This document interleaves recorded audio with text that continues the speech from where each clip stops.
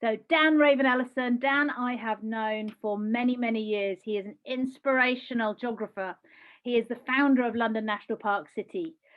He is an inspiration to many of us. If you want to know lots of missions, go and look up Mission Explore. Dan, I'm going to hand straight over to you, mate. Great, thank you very much. Thank you very much, everybody. I think that the slide details are slightly wrong for me there, but that's completely fine. And I was asked how to interest children in the outdoors. It's fine, it's the right picture at least. I'm going to suggest sort of a few Sarah, could you switch the slide off and send it over to Dan, please?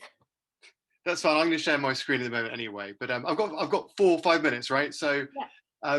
So firstly, some tips I think on getting kids outdoors. I mean, I'm a parent. I've got a 17-year-old. I'm a former geography teacher, and I've done a lot of work around thinking about how we can get more kids outdoors. And I'm just going to give you a few thoughts. Firstly, I think there's something very powerful in just doing nothing and letting kids free and having the strength and the courage to enable that to happen, whether it's at school or at home, wherever that's possible, you know, for us as adults, as gatekeepers.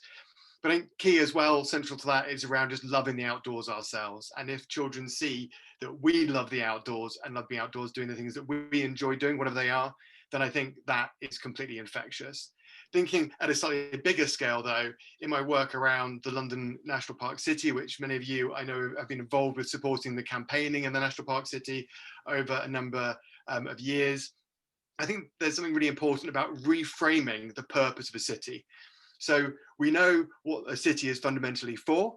I think you could argue that it's a big system that's fundamentally about a place where we work, we sleep, and we watch Netflix, and clearly we socialize things as well, but it's like largely about bringing people together for those things. A national park, on the other hand, the purpose of a national park is for us to have a better relationship with nature and to enjoy ourselves. So by reframing and rethinking the purpose of the city as being about having a better relationship with nature and enjoy ourselves, then I think that can trickle down in our thinking, in our imagination, in how we behave in the city, in ways where children playing outdoors more, learning outdoors more, of course, are everyday practices. And it would be extraordinary or strange in a city with those purposes to not be doing more of those things. So I'm bound to say this, but as this is a National Park City Teach Meet, I think the more we can do together to propagate this idea that we live in a place where what we stand for is having a better relationship with nature and enjoying ourselves being outdoors, is all very powerful. But in my remaining 2.5 minutes, Kath mentioned missions, and I'm going to plug a book that I make no money from ever because it was always a non-for-profit book, but a series of books called Mission Explore, which were all about creating activities for children to do outside that combine a combination of like outdoor play and geography as well. And inside these books, there are hundreds of missions, these activities that challenge children to explore, play, and learn outdoors. And in my remaining time, I'm going to take you through a whizzing tour of as many as I can. So things like investigating the murder of an animal, which philosophically is pretty exciting, because can you even murder an animal? Like, is that a thing? And here's some notes from when my son was 7, when he found a pigeon that had been decapitated by a fox in the middle of the road, and loved looking at that.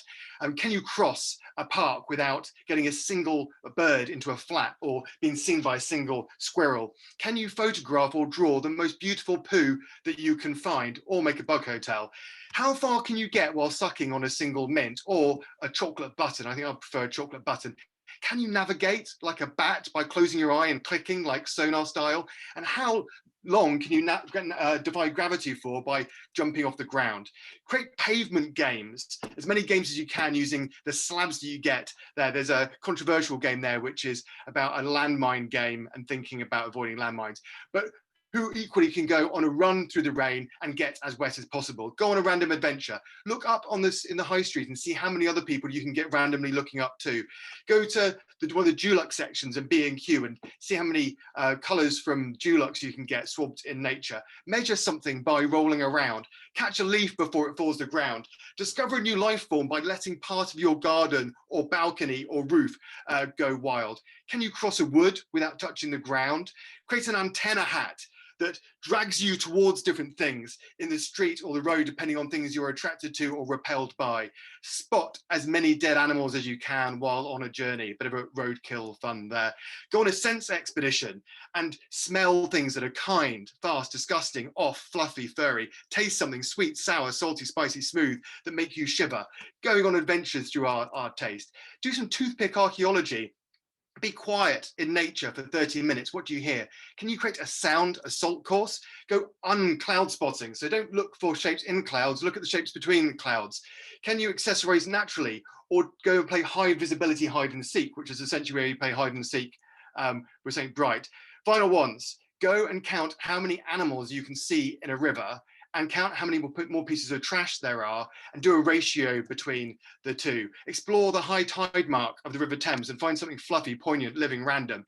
And one of my favorite missions of all, to do some rainfall graffiti where you create a stencil and let rain do all the work. So I think that by rethinking how we are playful and imaginative, we can engage children to enjoy being outdoors and learning more in creative ways. And if you didn't see within that, I think maybe 2/3 of those activities were basically maths. So thank you very much for your time. I'm very much looking forward to everyone else's talks.